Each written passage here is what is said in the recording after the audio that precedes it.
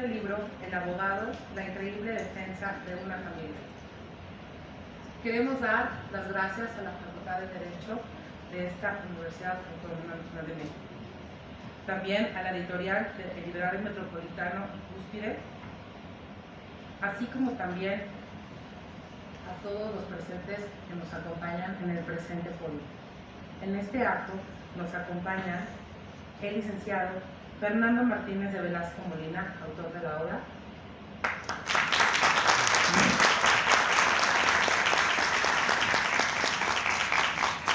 la jueza Sonia Alejandra García Beltrán, secretaria de 35 Civil de Protectora del Tribunal Superior de Justicia de la Ciudad de México, el doctor Héctor Villegas Sandoval, catedrático de Derecho de la Facultad de Derecho de la UNAM, el doctor Manuel Granado, catedrático de la Facultad de Derecho de la UNAM y presidente de la Fundación Gandhi Mandela, así como también el periodista Federico Lamont.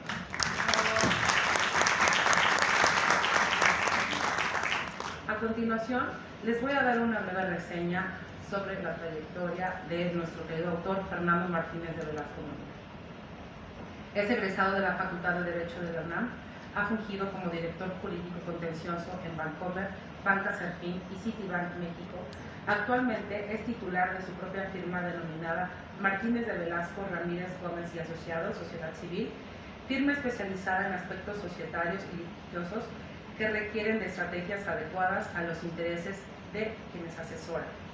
Ha sido profesor titular por más de 40 años en la licenciatura de la Universidad Panamericana, así como en el posgrado de la misma casa de estudios. Cursos en especialidades en Derecho de Amparo, Derecho Civil, Derecho Mercantil, Derecho Económico y Corporativo, así como Procesal Civil, Mercantil de la Universidad Panamericana. Participa en diversos foros relacionados con los medios alternativos de solución de controversias, así como consulta de primera mano en estos aspectos. Actualmente es mediador privado número 196, dotado de fe pública, autorizado por el Tribunal Superior de Justicia de la Ciudad de México, además de ser conciliador y síndico autorizado por el Instituto Federal de Especialistas en Concursos Mercantiles. A continuación, le cederemos la palabra a nuestro autor para que nos dé una breve reseña sobre el libro en mención.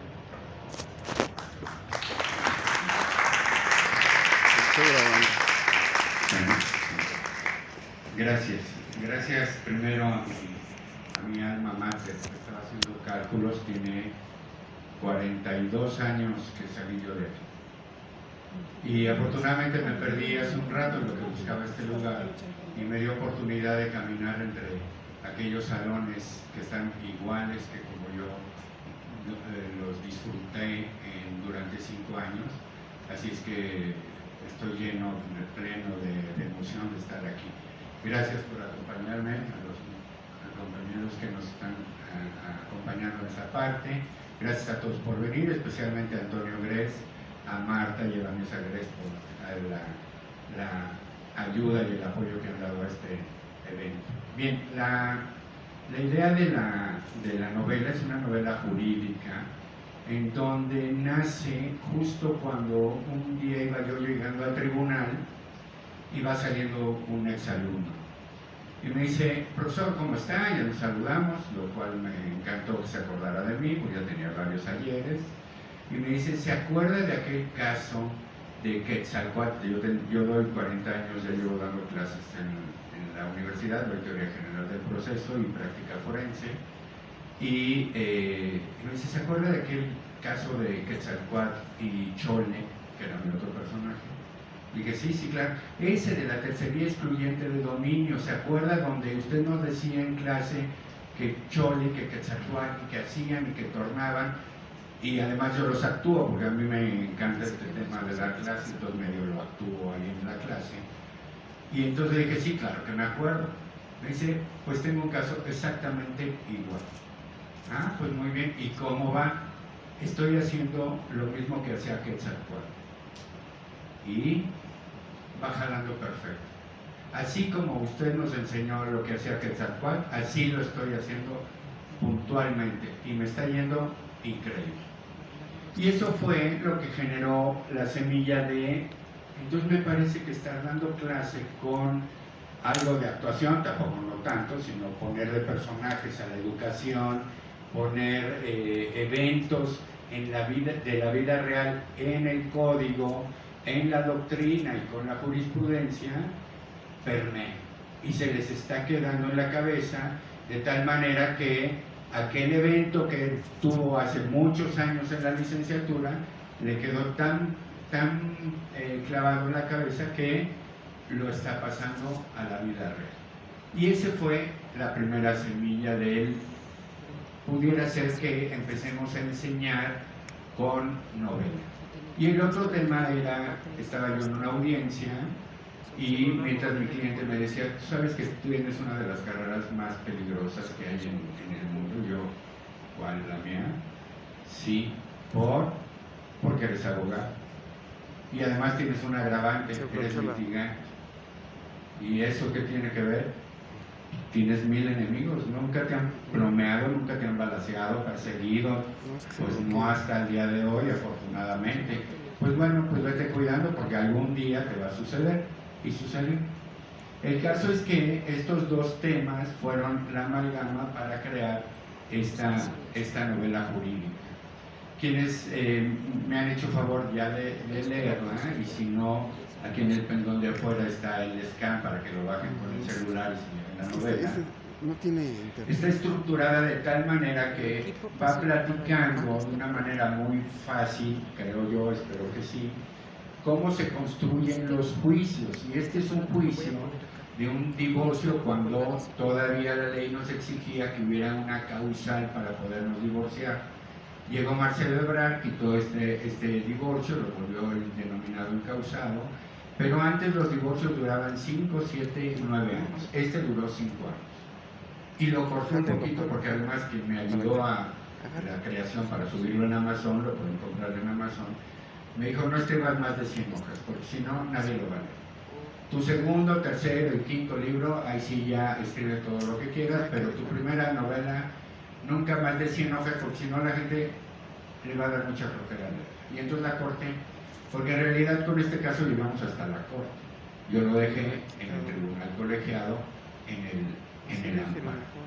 De tal manera que lo fuimos construyendo de una manera vívida, porque es un caso que yo viví, el abogado soy yo, ustedes lo podrán leer la descripción inclusive personal mía, que para mí era imperativo transmitirle a alguien de por qué yo me había vuelto abogado, que ahí lo digo, y la idea es esta, ir educando, ir transmitiendo la información de los que ya tenemos algunos ayeres en esto hacia las nuevas generaciones.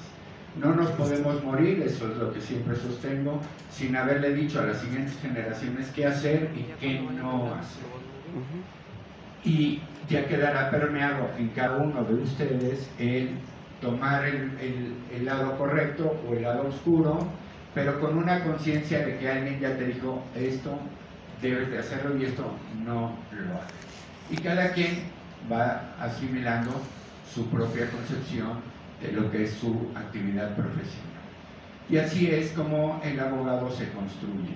El abogado se construye yendo al tribunal, peleándonos con la ley, con los criterios, discutiendo con los jueces, siempre sostenido que donde hay 2 abogados hay 3 opiniones, y eso siempre le doy al clavo con esta definición, porque esto quiere decir que el derecho no es una ciencia exacta.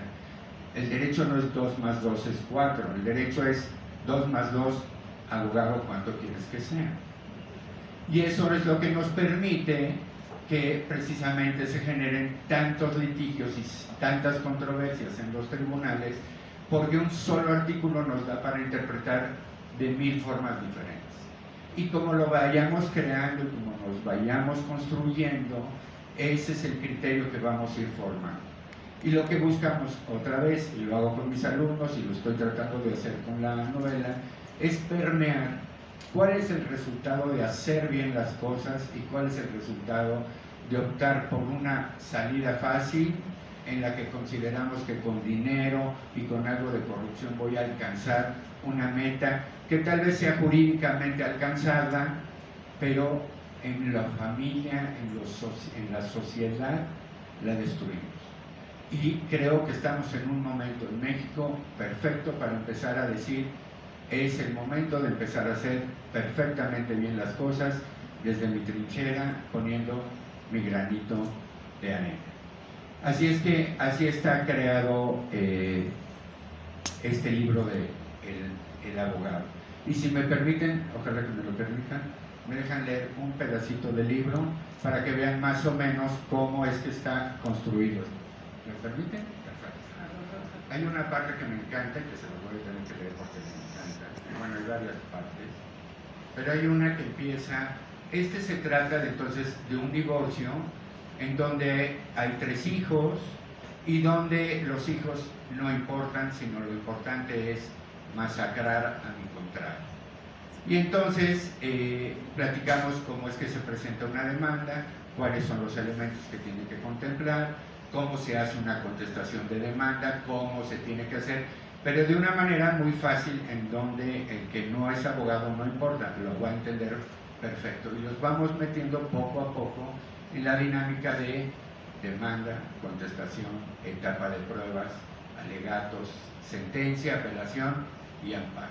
Y justo esta parte es, que les voy a leer, es nada más la parte donde es el primer contacto que tienen ya actor y demandado para arrancar una audiencia que se le llama en el tribunal, donde, dirigidos por un juez y un secretario de acuerdos, se le da pauta a el conocimiento de la verdad. Los testigos, las partes, los peritos, lo que hacen es dar su versión de lo que saben para que el juez se acerque lo más que pueda a la verdad y con base a esa verdad que es formal, muy lejana de la verdad verdadera, entonces resuelve.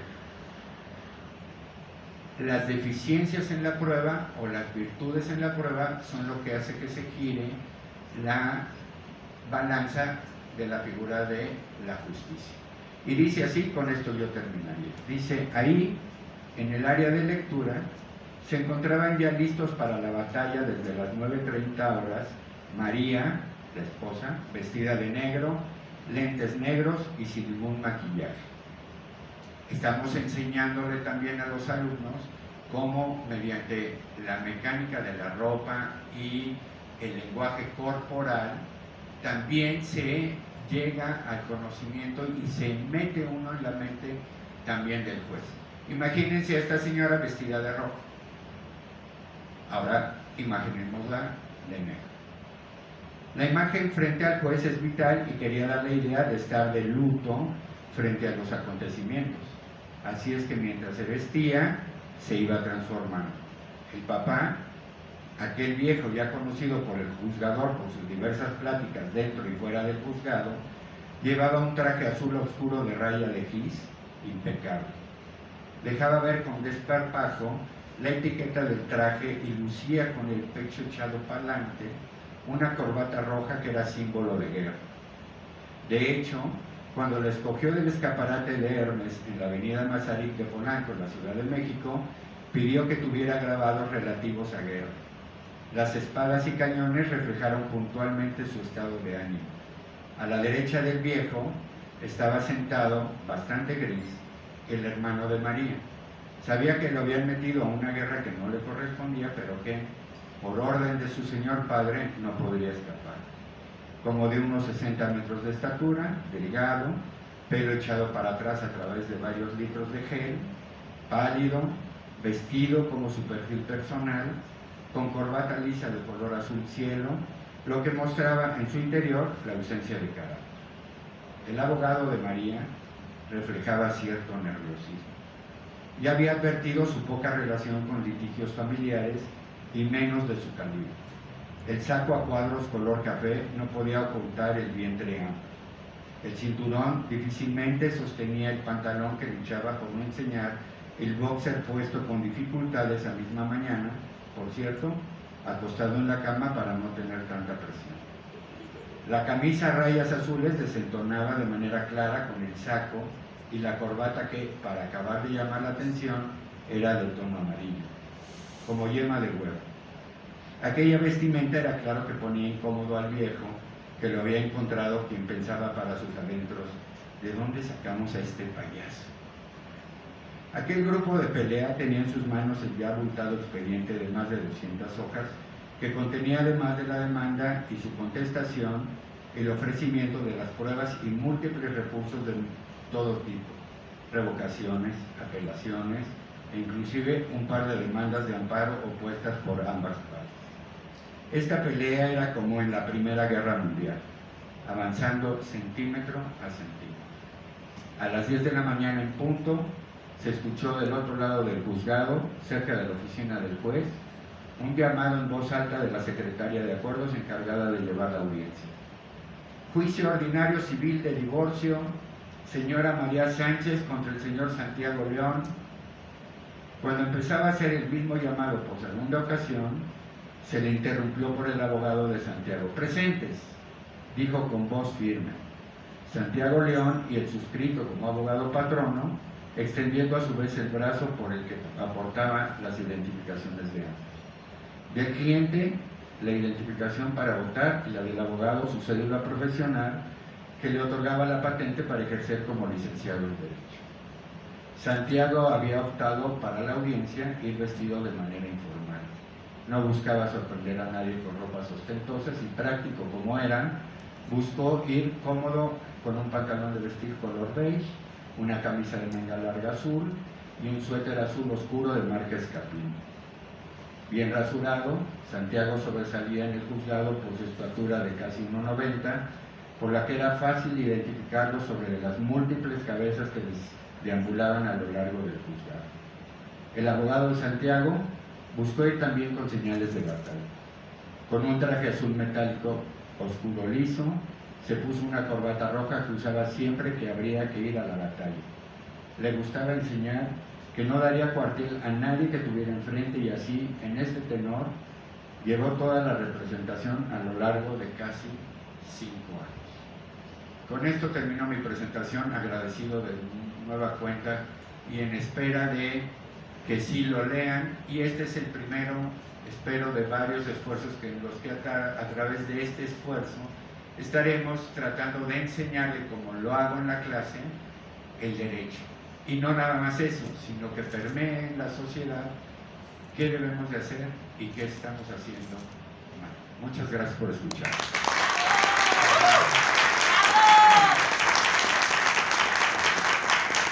A continuación, escucharemos el mensaje del doctor Manuel Granados, catedrático de la Facultad de Derecho en el de la UNAM y presidente de la Fundación Gandhi Mandela.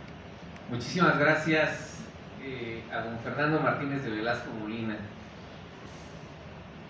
por esta invitación a través de nuestro mutuo amigo don Antonio Gres para asistir a esta presentación de esta novela, por demás interesante y sobre todo pues engalanada con quienes estamos en este presidium.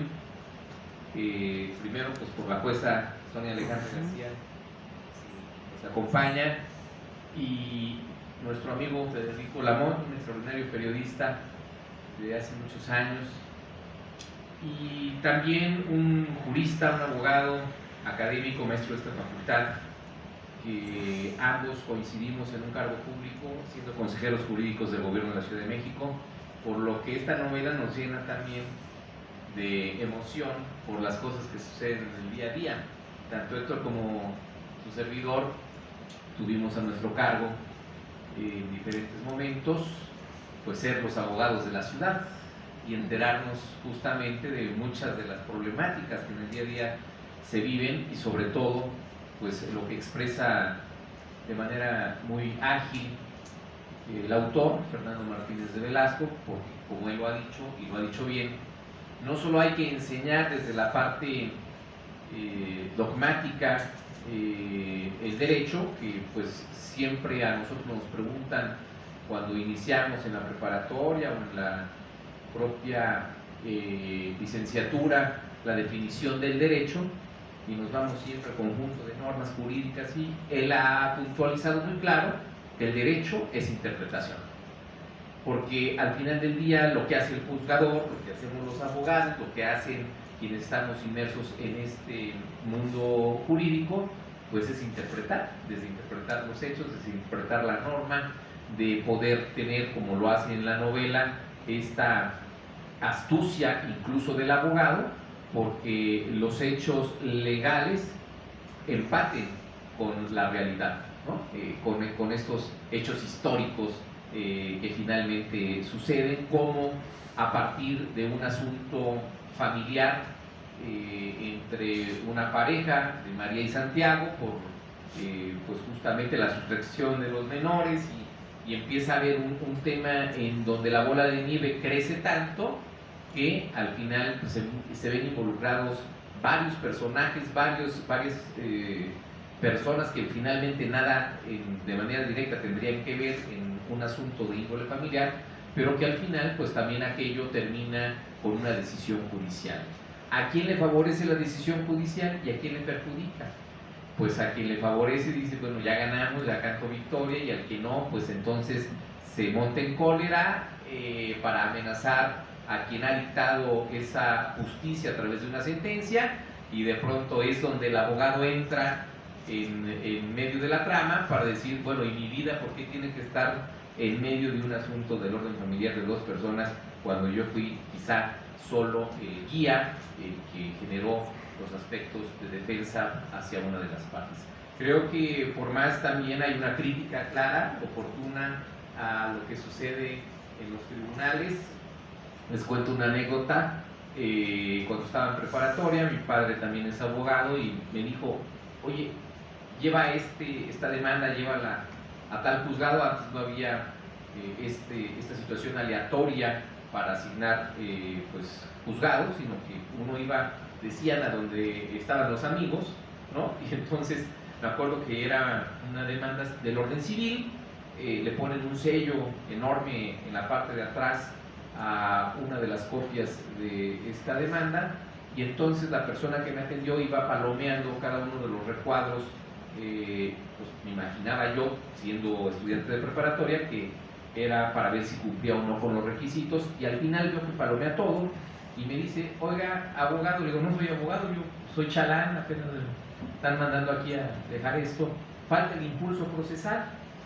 No sé qué es el impulso procesal. Es que si no hay impulso procesal no camina. ¿No camina quién?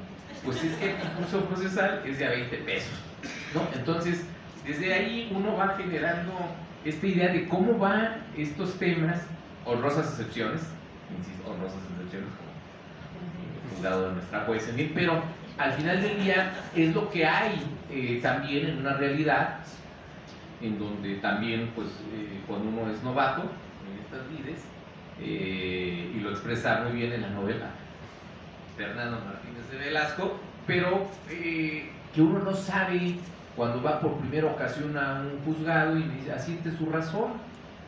Y entonces, pues, si eres novato y no sabes de qué te están hablando, pues estás como en los exámenes tratando de copiar a ver a quién, ¿no? ¿Qué significa sentar la razón? Y hasta que se digna por la pena o por la vergüenza uno a decirle al que te lo dijo, oiga, ¿de qué se trata? Y pues ya te explican. Pero bueno, pues son temas en donde efectivamente hay una realidad también social, hay un esquema en donde tenemos que mejorar, como bien apunta Fernando, en relación a varios temas que están pendientes, como es esta sustracción de menores, como puede ser el aspecto incluso de las actas el reconocimiento de la paternidad o de actas de nacimiento que generan identidad a los menores de edad, porque hoy pues, en cualquier entidad federativa se puede sacar esta acta de nacimiento o carta de identidad, y de pronto pues la persona, aunque no sea el padre biológico, tiene pues el derecho incluso de sacar a esos menores del país, y no sabemos ya la realidad que pueda suceder con tráfico de órganos o para aspectos de otra índole. Por eso felicito mucho al autor, porque nos invita alumnas, alumnos y al público en general a entender el derecho y la realidad social desde un punto de vista ágil, armónico, y sobre todo que aprendamos de lo que la experiencia del litigio da, en este caso, al autor Fernando Martínez Velasco. Muchas felicidades por esta obra. Muchas gracias. Muchas gracias, doctor. Le agradezco. A continuación, le cederemos el uso de la palabra a la juez Sonia, 35 Civil del Tribunal Superior de Justicia de la Ciudad de México. Quiero agradecer la invitación de la licenciada Marta Gres, que además de que es guapísima, es una gran amiga. También a este grupo de juristas que están aquí, Federico Lamón, Manuel Granados, Héctor Villegas, muchas gracias. Y sobre todo a quien sin su participación no estaríamos aquí, al doctor Fernando Martínez. Bueno, la verdad es que solo se aguanta una civilización si todos aportan a ella. Y este libro te lleva a esa reflexión porque te narra desde el punto de vista de diferentes actores dentro de un juicio de divorcio. ¿Qué piensa hasta la pasante? ¿Qué piensa el abogado de la parte actora, el abogado de la parte demandada? ¿Cómo cada uno de los personajes de esta novela vive diferente realidad? Y te das cuenta que cada uno de esos personajes está desconstruye la sociedad y que todos tenemos responsabilidad en que los matrimonios ya no funcionen, en que las familias cada vez sean más disfuncionales, más difícil que los exmaridos se lleven bien. ¿Y quiénes pagan esos errores? Pues los hijos. ¿Y quiénes son esos hijos? Los futuros adultos que van a estar sobre ellos, que van a ser los próximos maestros, que van a ser los próximos doctores, los próximos licenciados en Derecho. Entonces la responsabilidad de construir una sociedad desde la niñez es de todos. Y tenemos que, desde nuestra trinchera, tomar esa responsabilidad y trabajar en ello. Todos somos, bueno, no todos, pero algunos próximamente van a ser papás y mamás. Algunos ya somos mamás y papás, algunos dicen no, yo no voy a ser. Pero de cualquier manera, siendo abogados, tenemos en nuestras manos la responsabilidad de la sociedad. Y tenemos que tomar esa responsabilidad en nuestras manos y luchar por consolidar el núcleo de la sociedad, que es precisamente la familia. Y aunque suene muy trillado, eso va a ser siempre.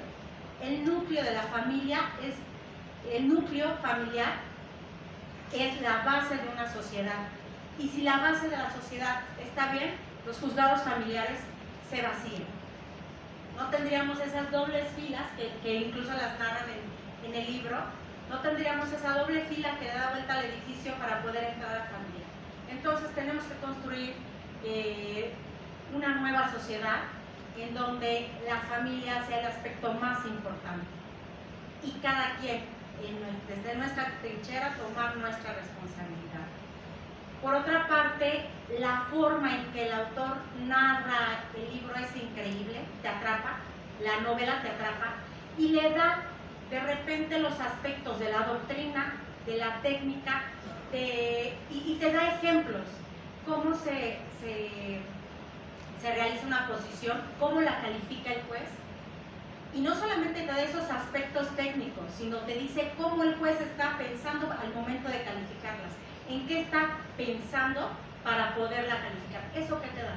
La experiencia del juez, la experiencia del litigante, que es exquisito tener pues esas aristas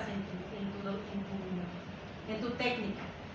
Quiero felicitar muchísimo al autor y sobre todo decirle que cuando hay talento, el éxito se logra sin duda. Felicidades. Gracias por su participación. A continuación, le cederemos la palabra al doctor Héctor Villegas Sandoval.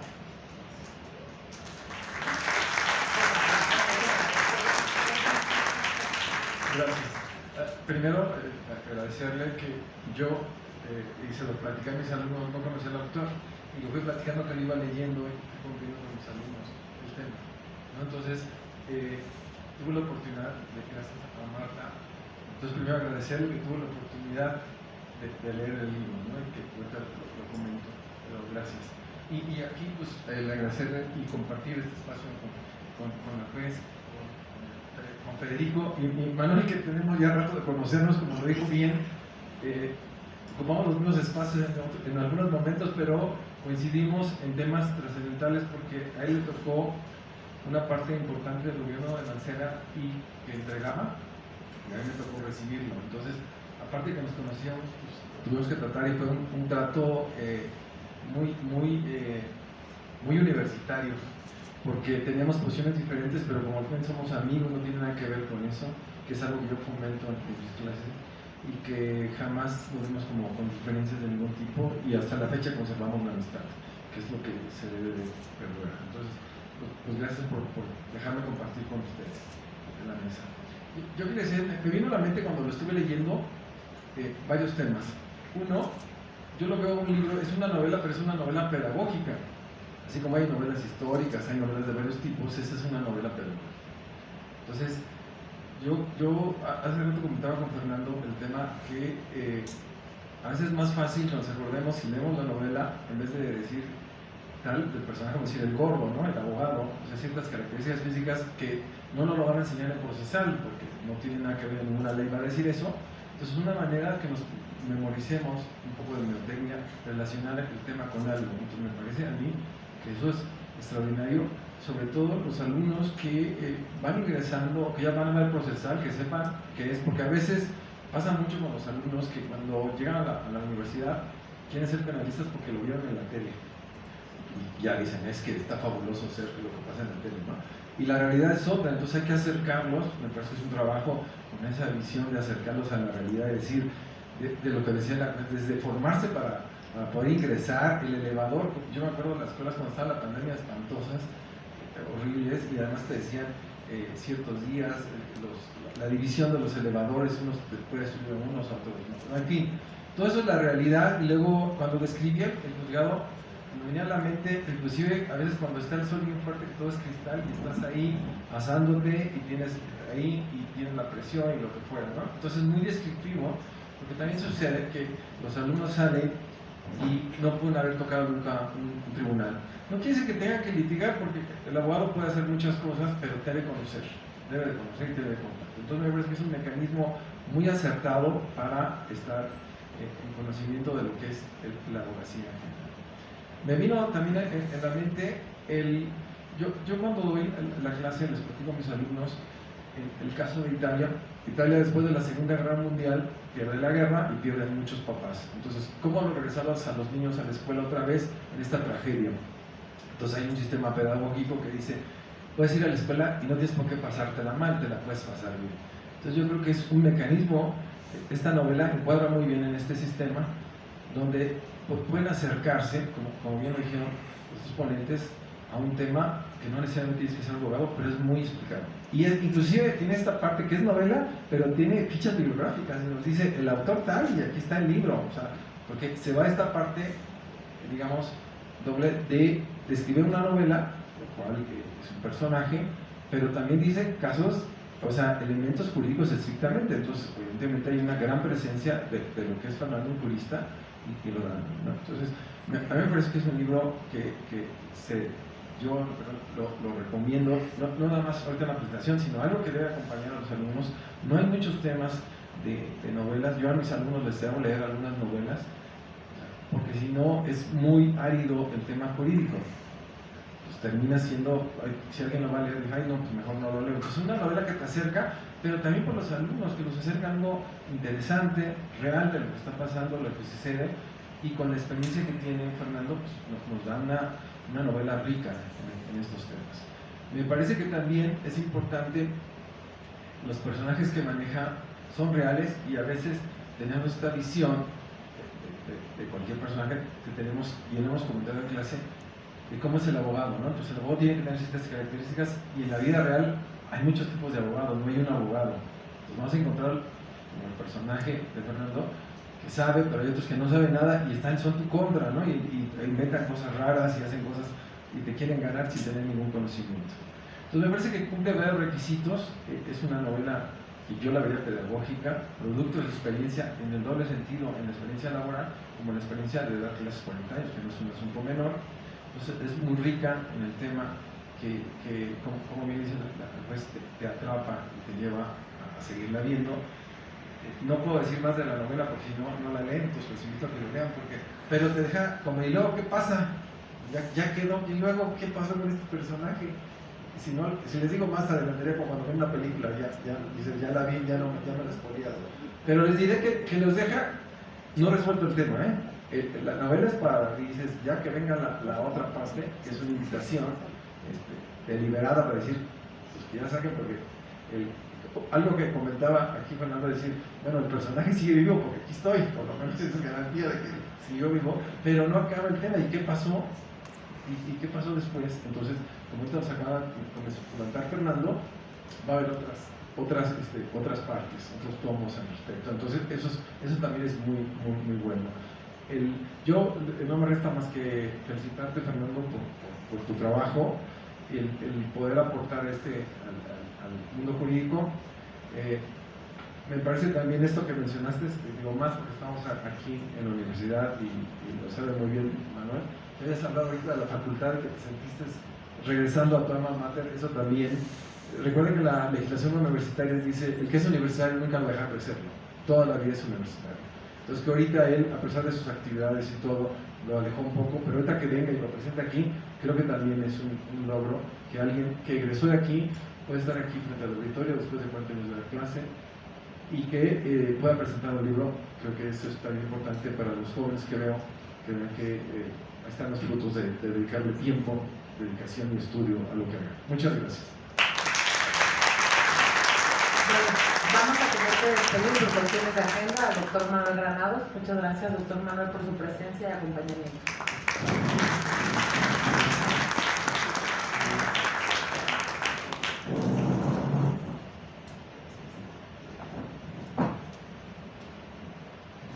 A continuación, le cederemos la palabra al licenciado Federico Lamont. Gracias, maestra Marta. En el año de 82, septiembre-octubre de 82, su servidor formó parte de la Facultad de Ciencias Políticas y Sociales, que ocupan ustedes ahora, entiendo, como maestría de la Facultad de Derecho, que se encuentra aquí muy cerca. Y ahí en el periodo 83, en el ciclo 83-86, incursionamos en la Facultad de Ciencias Políticas y nos titulamos ya en la nueva Facultad de Ciencias Políticas. Nos cambiamos de aquí en 85, cuando Octavio Rivero Serrano, siendo el rector de la máxima casa de estudios, y Carpizo, pero fue Octavio Rivero Serrano quien le pasó la estafeta a Jorge Carpizo, nos mandó para la nueva Facultad de Ciencias Políticas. Pero aquí transitamos. Qué interesante, Fernando, planteas en tu libro el que tus similares, tus colegas, estudiantes de Derecho, puedan llegar a ser esos 100 jueces del Tribunal Superior de Justicia o más, en lo civil, particularmente en lo penal o lo familiar, que es el tema que ahora nos compete. Cuando la licenciada Marta Gres nos hizo el favor de invitar, sabíamos que estábamos compartiendo un espacio con un excelso orador como es el maestro Villegas, como lo es tú, Fernando, y no menos la juez o la jueza. Pero de esta historia hoy podemos llegar a la conclusión que de aquí, Fernando, por lo menos un tercio de los futuros 100 jueces del Tribunal Superior de Justicia de la Ciudad de México van a llevar puesta la camiseta de nuestra máxima casa de estudios.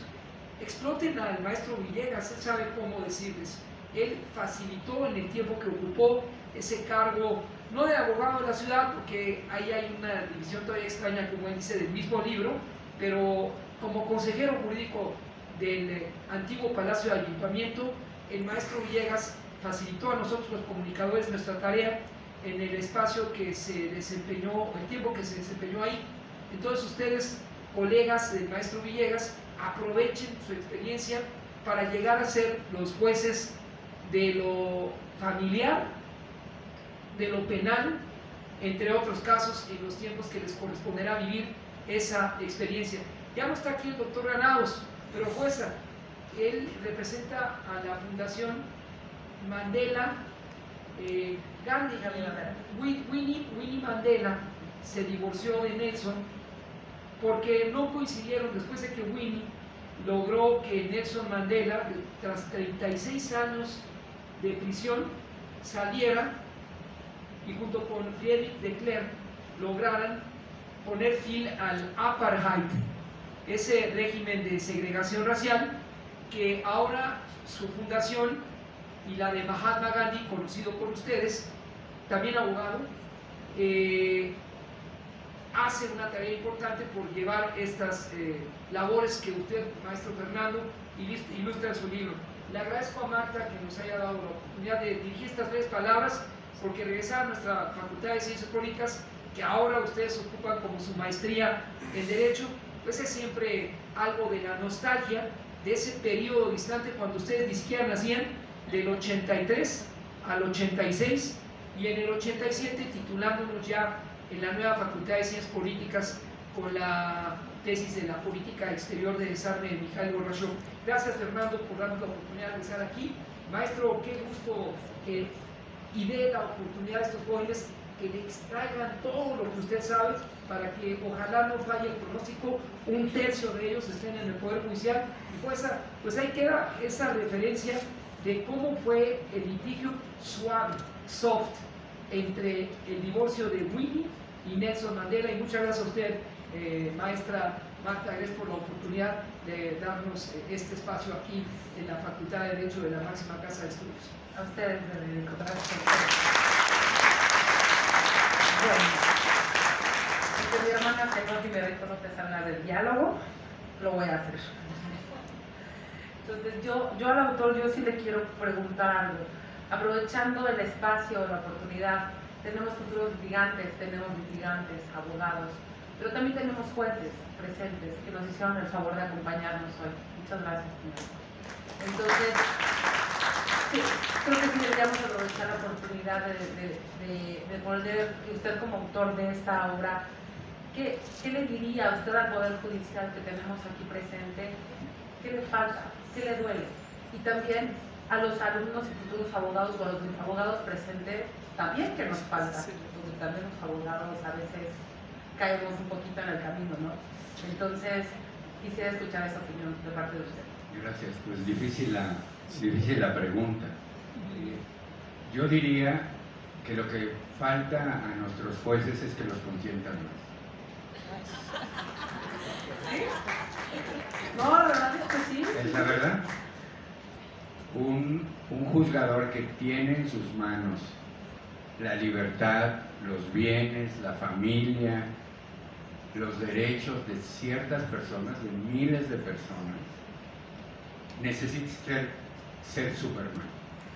Y para ser Superman necesita estar muy consentido.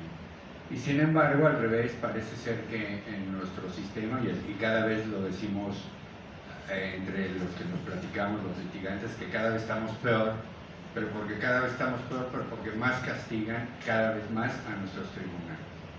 Los lugares donde trabajan no son los idóneos, los horarios que tienen son exorbitantes, es una locura, y la contraprestación no rima contra la gran responsabilidad que tienen en la mano.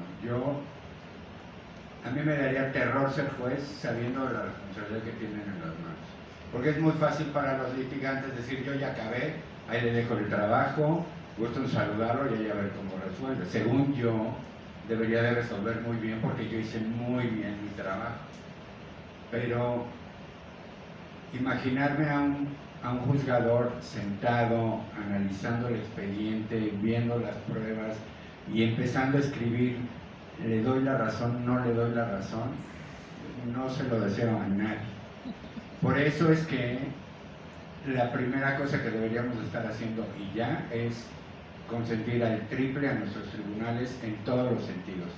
Que haya más jueces, que tengan más tiempo de vida, que puedan desarrollarse más como personas fuera del tribunal, que puedan estar más tiempo con su familia, que puedan darles tiempo para estar estudiando y que puedan compartir mejor su calidad de vida y no como la tienen ahora, que los tenemos crucificados.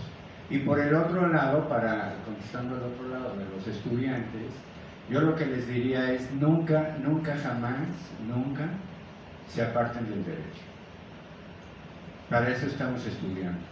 las puertas fáciles, mira, pues con una lana lo arreglamos rápido, y si damos y si hacemos, puede ser que les funcione una vez, 2 veces.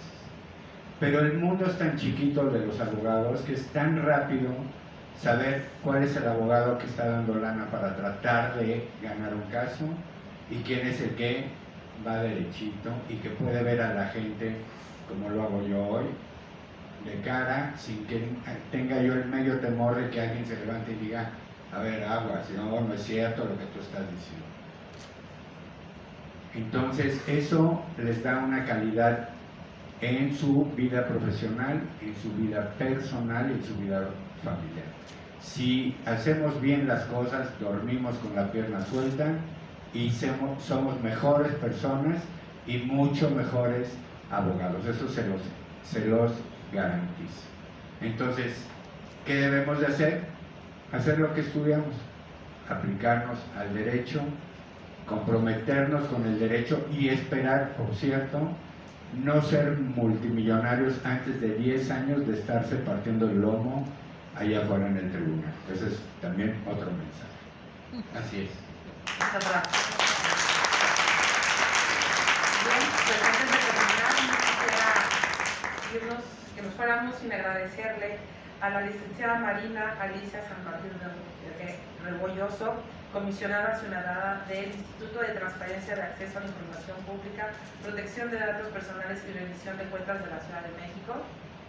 También no quisiera ir a Kelvin Arreola, director de Promoción y Defensoría de los Derechos de la Juventud del CUBER, así como a todos los jueces de prensa que hicieron favor de acompañarnos del Tribunal Superior de Justicia de la Ciudad de México, a la profesora Rosalía Bau, presidenta de la Asociación Nacional de Locutores, y a todos ustedes por acompañarnos este día. Muchas gracias.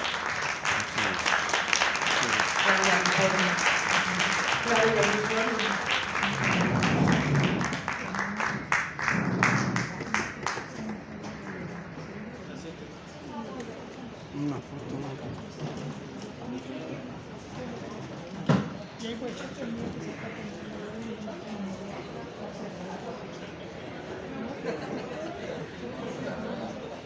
No, sí, no, pero sí me puso que tiene mucho trabajo. Pero luego espera, yo tampoco es urgente. Viri. Lo mío va a ser algo muy rápido.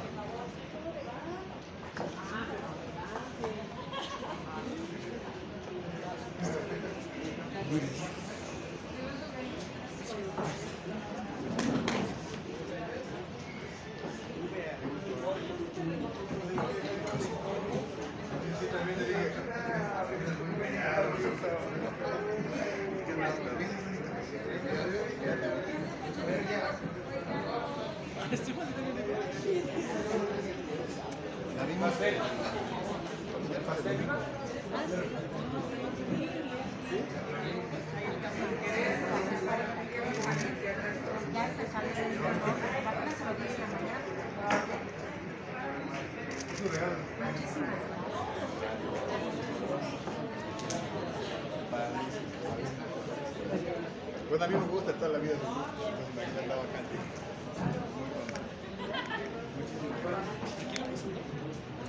¿Cómo le paro esta cosa?